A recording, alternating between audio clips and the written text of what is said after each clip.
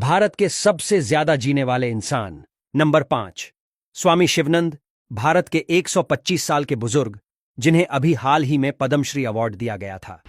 इनका नाम स्वामी शिवानंद है और उनका जन्म 8 अगस्त 1869 को हुआ था, जैसा कि आप उनके आधार कार्ड में देख सकते हैं।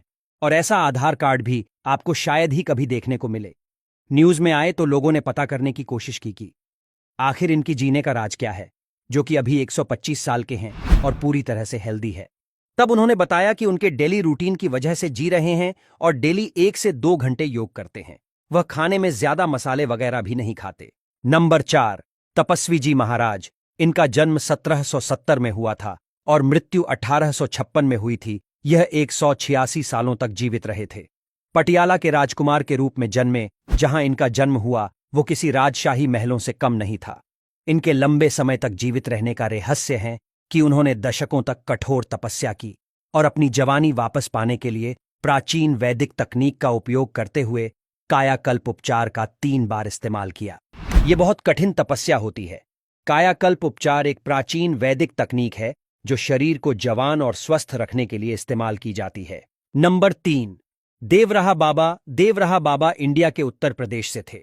इनका जन्म 1740 में हुआ था और मृत्यु 1990 में हुई थी। यह कुल 250 सालों तक जीवित रहे थे और इन्होंने बहुत अलौकिक सिद्धियां प्राप्त करी थीं। कहा जाता है कि ये बाबा बहुत चमत्कारी थे।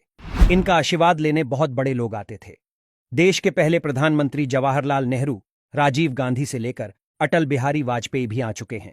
नंबर 2, महाष्टा मुरासी। यह शख्स पिछले 181 साल से जीवित है और जो अभी भी अपनी मौत का इंतजार कर रहे हैं। उत्तर प्रदेश के वाराणसी के रहने वाले महाष्टा मुरासी अपने बारे में बताते हुए कहते हैं कि उन्हें लगता है कि मौत उनके घर का रास्ता भूल गई है। मुरासी अपने बारे में बताते हैं कि उनका जन्म 1835 में बेंगलुरु में हुआ था। 1903 में मुरासी बेंगलुरु से वाराणसी रहने के लिए आ गए। तब से आज तक वह वाराणसी में ही रह रहे हैं। नंबर 1, श्री शिव प्रभाकर। एक ऐसे बाबा के बारे में बताने वाले हैं जो 200 या 300 साल नहीं बल्कि 723 साल तक जीवित रहे।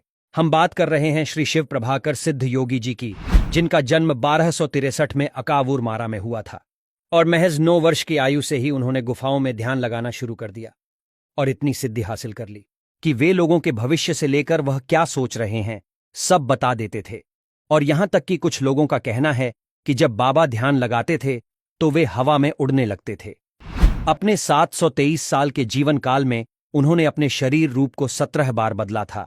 उनके पास इतनी ज्यादा सिद्धियां थीं कि दक्षिण भारत के 18 सिद्ध योगी में गिने जाते थे। 6 अप्रैल 1986 को उन्होंने केरल के पहाड़ों में समाधि ले ली